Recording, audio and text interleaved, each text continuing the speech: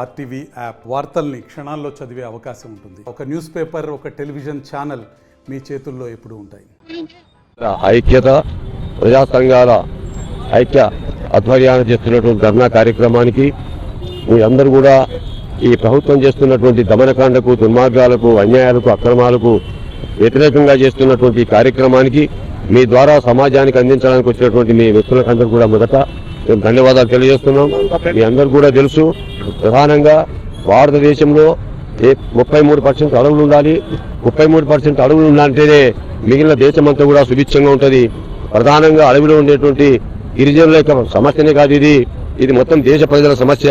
ఇది దేశంలో ఉండేటువంటి మెజార్టీ ప్రజల యొక్క రైతులు, కూలీలు, కార్మికులు, విద్యార్థులు, యువకులు, మహిళలు, అశేష ప్రజానీకానికి సంబంధించిన సమస్య. ఇది కేవలం గిరిజన సమస్య కాదు, ఇది మావోయిస్టుల సమస్య కాదు, ఇది దేశ ప్రజల సమస్య. ఇది అని చెప్పని గుర్తించాలని రాజ్యాంగం మీద ప్రమాణం చేసి రాజ్యాంగ విరుద్ధంగా ఈ విధమైనటువంటి బూటకు ఎన్కౌంటర్ అనేటువంటిది సరైనటువంటి కాదు. ఇది రాజ్యాంగబద్ధంగానే మీరు పట్టుకోండి, అరెస్ట్ చేయండి.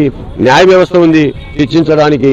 కానీ మీరెవరు ఒక ఆటవిక వ్యక్తుల్లాగా ఈ దేశాన్ని కాపాడగలిగినటువంటి మీరు, ఈ దేశంలో దోపిడీని అరికట్టవలసినటువంటి మీరు, ఈ దేశంలో ఉండే ప్రజలకు మేలు చేయాల్సినటువంటి మీరు ఒక పక్కన రైతులు గిట్టుబాటు లేక ఆత్మహత్యలు చేసుకుంటే దాని గురించి పట్టించుకోరు.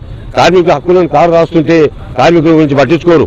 అదేవిధంగా నిరుద్యోగ యువకులుంటే నిరుద్యోగ యువకులను పట్టించుకోరు. ఈ విధంగా ప్రజలకు ఏం చేయాలో చేయకుండా, పట్టించుకోకుండా అవి చేయమని అడిగేటటువంటి వాళ్ళు మీ దృష్టిలో దేశద్రోహులా? అవి చేయమని, అవి కాపాడమని అడిగేటువంటి వాళ్ళు మీ దృష్టిలో దేశద్రోహులా? ప్రకృతి సంపదను కాపాడమని అడిగే వాళ్ళు మీ దృష్టిలో దేశద్రోహులా? పాలించే మీరే ఈ దేశానికి ద్రోహులు.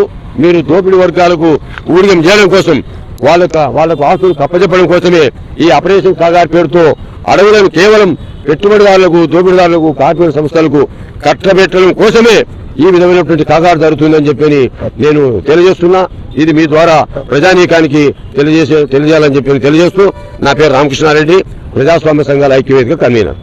మరిన్ని వీడియోస్ కోసం ఛానల్ ని సబ్స్క్రైబ్ చేయండి. లేటెస్ట్ అప్డేట్స్ కోసం వాట్సాప్ ఛానల్ ని ఫాలో చేయండి. అండ్ లింక్ డిస్క్రిప్షన్ లో ఉంది.